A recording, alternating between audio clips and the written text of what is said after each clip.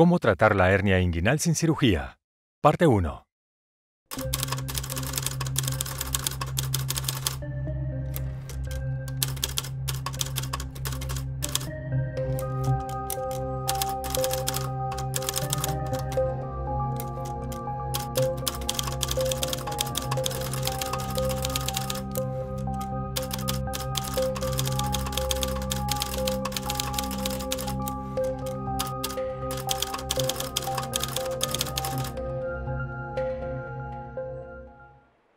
Este video analiza la posibilidad de que exista una cura no quirúrgica para la hernia inguinal.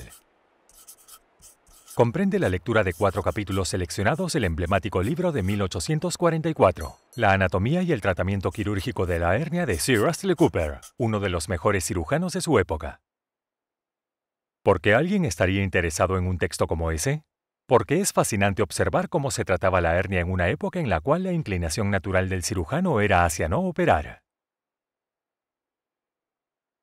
La hernioplastía conlleva riesgos de resultados adversos.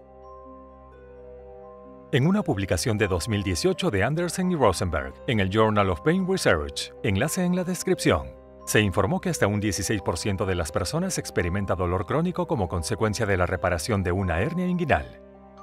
Y el porcentaje real puede ser mucho mayor. De hecho, en la actualidad existen centros médicos, como el Cleveland Clinic Center for Chronic Growing Pain, cuya misión principal es intentar aliviar el dolor persistente producido por la hernioplastía. Entonces, ¿qué métodos se utilizaban cuando la decisión de operar no era común? ¿Y cuáles eran los resultados? Sir Astley Cooper fue uno de los cirujanos más sobresalientes de principios del siglo XIX y una autoridad en lo que concierne a las hernias. Sería una locura seguir los consejos médicos de un médico de hace siglos. Así que, no lo hagas. De todas formas, a fin de indagar, viajemos a una época previa a los anestésicos y la antisepsia, en la cual la cirugía de abdomen tenía una tasa de mortalidad de aproximadamente un 50%. En ese entonces, había una gran motivación para tratar la hernia como se lo hacía. Y esos métodos de tratamiento se han perdido con el tiempo.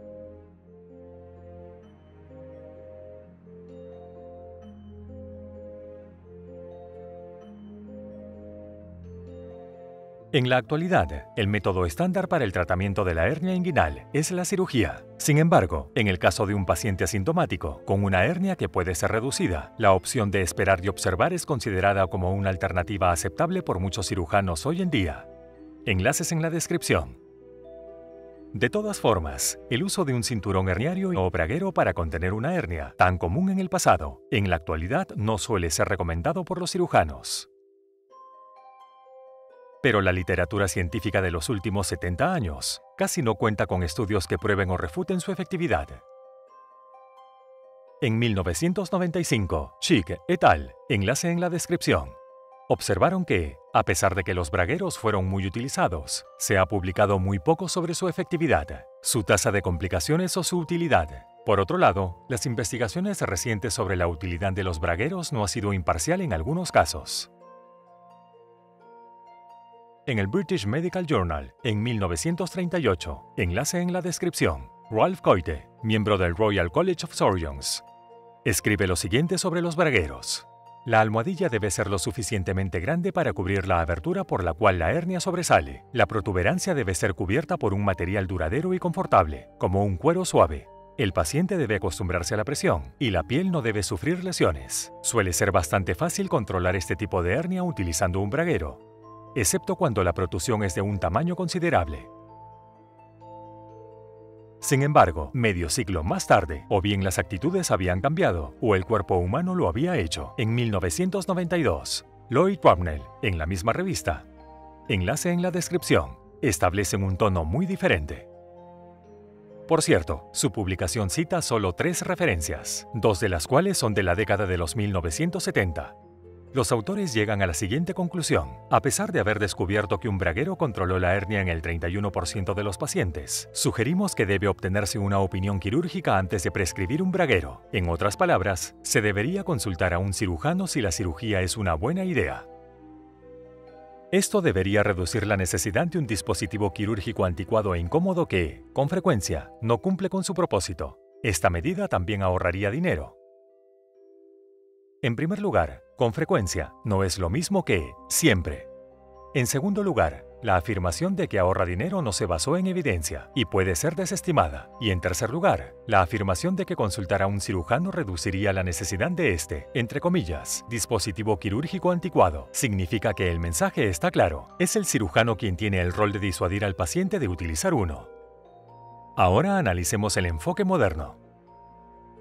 Siglos atrás, ningún cirujano habría operado, por voluntad propia, a una paciente que gritara y arrojara patadas de manera salvaje. No sorprende que lo que ahora se denomina conducta expectante fuese la atención estándar. Sin embargo, durante los últimos 150 años, los métodos no invasivos para tratar la hernia han sido suplantados por la cirugía, a tal punto que uno puede olvidar que alguna vez hubo otras alternativas. Por supuesto que la cirugía tiene un papel fundamental en el tratamiento de muchas o en la mayoría de las hernias inguinales. Pero las encuestas suelen mostrar una falta de consenso dentro de la comunidad médica en cuanto a cómo tratarlas. En 2020, Jacket et al., enlace en la descripción, publicaron los resultados de una encuesta realizada a 204 cirujanos que les preguntaba cómo tratarían a 13 pacientes hipotéticos con hernia. Los autores determinaron que habría consenso cuando 3/4 de los cirujanos estuvieran de acuerdo en tomar una medida determinada. Pero esto solo sucedió en 2 de los 13 casos. Este es un ejemplo. Un paciente de 50 años es remitido a usted a causa de una hernia inguinal bilateral. Había consultado a su médico por una inflamación inguinal embarazosa en el lado derecho. Se realizó una ecografía que confirmó que la hernia se encontraba en el lado derecho y también se descubrió una hernia contralateral. En la exploración física, usted encuentra la hernia del lado derecho, pero no percibe una hernia del lado izquierdo. Pregunta: ¿qué propone en relación a la hernia asintomática? 101 de los cirujanos dijeron que operarían, y 103 de ellos dijeron que no lo harían. Lo que muestra que estas decisiones no siempre son obvias. Y uno no debería confundir la certeza del cirujano con la certeza de los hechos. Por supuesto que la cirugía tiene riesgos. Si una persona tiene una hernia asintomática reducible, puede que no necesite ser tratada, pero si es sometida a cirugía, es posible que sufra dolor posoperatorio, que incluso podría ser de larga duración. Una publicación de 2017 de Herbert et al., enlace en la descripción, demuestra cómo esta consideración no es abordada.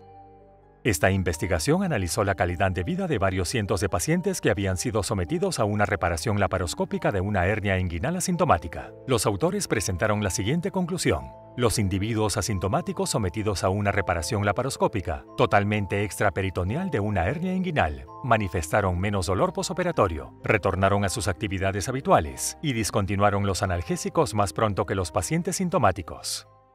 Pero si los pacientes asintomáticos, los cuales, por definición, no sentían dolor desde un principio, y quienes quizás no necesitaban la operación, son sometidos a dolor, ¿tenemos certeza de que estén mejor? ¿Y está bien que determinados centros médicos ahora ofrezcan ecografías gratuitas para que la gente pueda encontrar hernias que ni siquiera sabía que tenía? Enlace en la descripción.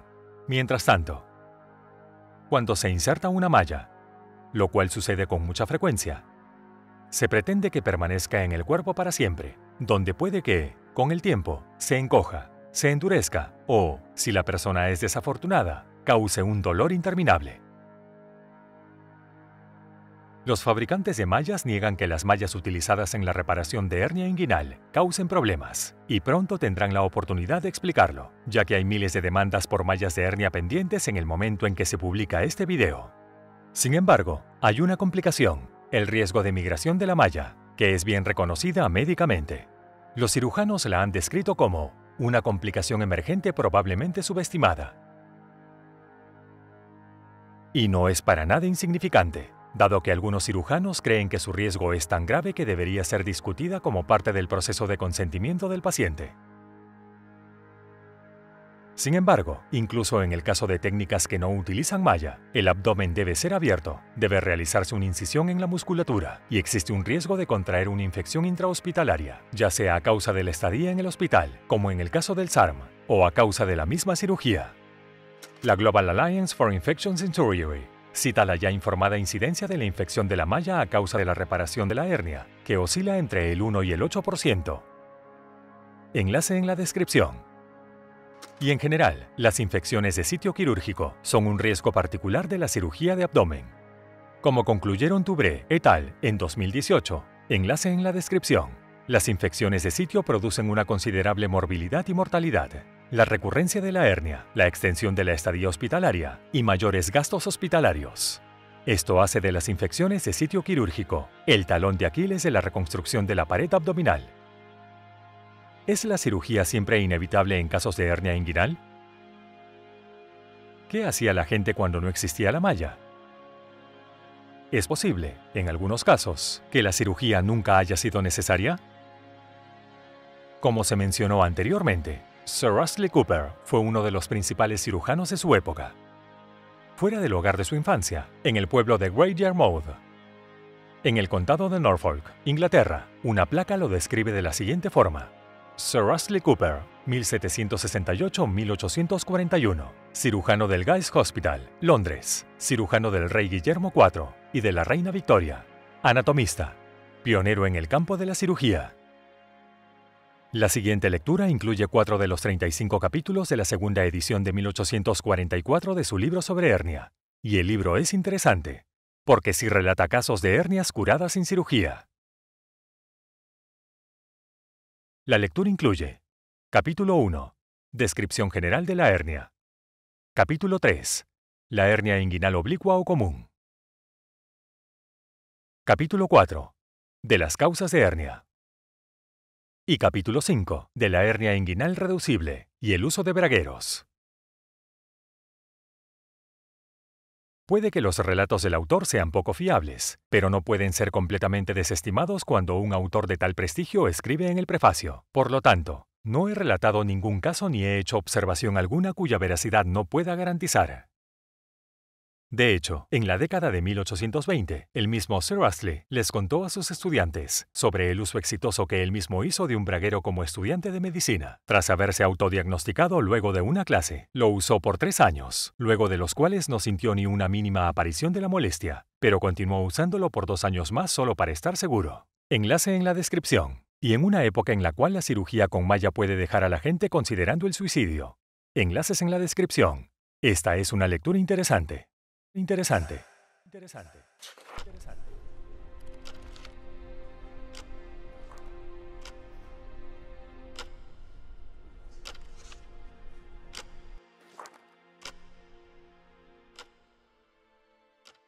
La anatomía y el tratamiento quirúrgico de la hernia abdominal, con múltiples grabados. Por Astley Cooper, Bart, FRS. Cirujano del Rey y cirujano asesor del Guy's Hospital. De la segunda edición de Londres. Por C. Aston Key, jefe de cirugía del Guy's Hospital y profesor de cirugía. Para Henry Klein, profesor de anatomía y cirugía y cirujano del St. Thomas Hospital. Estimado colega, son 2 las razones que me motivan fuertemente a dedicarle el siguiente trabajo a usted. La primera es que muchas de las ideas que contiene derivan de sus instrucciones públicas y privadas. La otra es que me da la oportunidad de reconocer con gratitud la amable atención que experimenté de su parte como paciente de su familia, que continúe disfrutando de una reputación profesional eminente, la cual adquirió solo por su mérito y se encuentra inmaculada. Le desea fervientemente, su sincero amigo y colega, Astley Cooper. ¿Cómo tratar la hernia inguinal sin cirugía? Capítulo 1 en inglés. Conclusión en español.